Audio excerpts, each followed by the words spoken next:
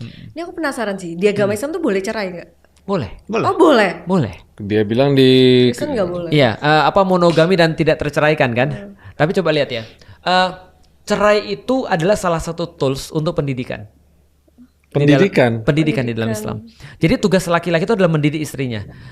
By the way, imagine dalam satu pernikahan di dalam pandangan Islam, kalau perempuan berbuat dosa atau berbuat salah, maka laki-laki ikut bertanggung jawab atas itu. Karena benar. dia harus tanggung jawab mendidik istrinya. Maka dia akan melakukan segala cara dan dikasih tool segala cara untuk didik istrinya. Tapi kalau sudah tidak bisa dididik beneran, maka cuma satu cara untuk pendidikan terakhirnya. Ya udah kalau gitu aku nggak bisa lagi untuk afford kamu, aku nggak bisa mendidik kamu, aku kembalikan. Cuman masalahnya di zaman sekarang kayak poligami, cerai itu dijadikan sebagai oleh laki-laki mainan. Berarti yang bisa diterima itu kalau cerai dan nih cewek itu nggak bisa diomongin, nggak bisa dididik lagi. Iya, baru That's the only reason cerai itu diperbolehkan. Betul. Maka harus ada step sebelum cerai. Maka akan ditanya, kalau cerai itu perempuannya baik-baik, soleha, tiba-tiba diceraikan, haram hukumnya.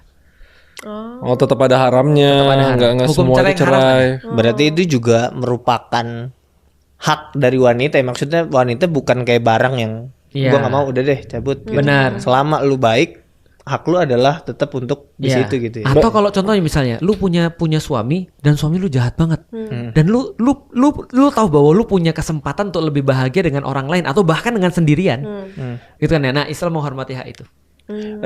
Kok gitu? Sabar sih. Cowok cuma boleh menceraikan ceweknya kalau nggak bisa dididik lagi. Cewek boleh menceraikan cowoknya kalau ceweknya udah boleh nggak happy. meminta cerai. Meminta cerai ketika dia melihat suaminya misalnya contoh bermaksiat, nggak bisa ngomongin, nggak mau melakukan kewajibannya. Contoh ya, ini contoh ya. Ada temen yang aku lihat, bukan temen, ada salah satu orang yang aku kenal banget nikah, istrinya tiba-tiba datang, lalu kemudian bilang, aku tidak dinafkahi batin selama 1 tahun. Oke. Terus gimana? Saranku gimana kira-kira? Diskusi dulu, ngobrol dulu sama Ngobrol. suaminya. Aku bilang coba ngobrol sama suaminya kenapa? Kenapa setelah nikah nggak pernah disentuh? Masuk akal nggak lu habis nikah nggak pernah disentuh? Nggak make sense. Nggak make sense. Berarti kemungkinannya apa kira-kira? Nggak tahu. 1 penyakit, 2 penyakit. Iya. Penyakit. Iya kan? Penyakit fisik atau penyakit mental kan? Iya kan? Oke. Tapi sekarang aku mau nanya nih, perempuan berhak nggak dapat salah satu kebahagiaan itu? Iya, berhak dong. Berhak kan?